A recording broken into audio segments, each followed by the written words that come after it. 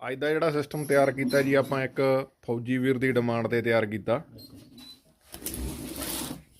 ਉਹ ਵੈਸਟ ਬੰਗਾਲ ਦੇ ਵਿੱਚ ਡਿਊਟੀ ਤੇ ਆ ਤੇ ਉਹਨਾਂ ਦੀ ਡਿਮਾਂਡ ਤੇ ਆਪਾਂ ਇੱਕ ਸਿਸਟਮ ਤਿਆਰ ਕੀਤਾ ਜਿਹੜਾ ਕਿ ਉਹਨਾਂ ਨੇ AC DC ਮੰਨ ਲਓ ਕਿਤੇ ਬੈਟਰੀ ਦੇ ਵੀ ਚਲਾਉਣਾ ਪੈ ਜੇ ਤੇ ਬੈਟਰੀ ਦੇ ਵੀ ਚੱਲ ਪਏ ਤੇ ਬਿਜਲੀ ਦੇ ਵੀ ਚਲਾਉਣਾ ਪਵੇ ਤੇ ਬਿਜਲੀ ਦੇ ਵੀ ਚੱਲ ਪਏ। ਇਹ ਤਾਂ ਬਿਜਲੀ ਦਾ ਪਲੱਗ ਆ ਜੀ, ਛੋਟਾ ਹੀ ਸੈੱਟ ਆ, ਕੋਈ ਜ਼ਿਆਦਾ ਵੱਡਾ ਨਹੀਂ ਗਾ, 8 ਇੰਚੀ ਸਿਸਟਮ ਆ ਆਪਣਾ।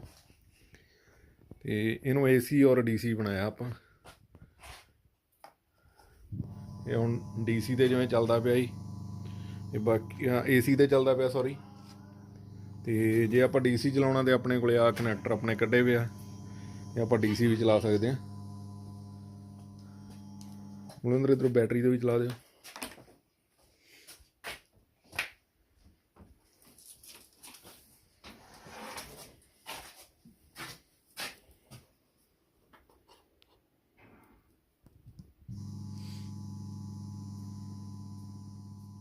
ਲਓ ਜੀ ਹੁਣ ਇਹ ਬੈਟਰੀ ਤੇ ਚੱਲਦਾ।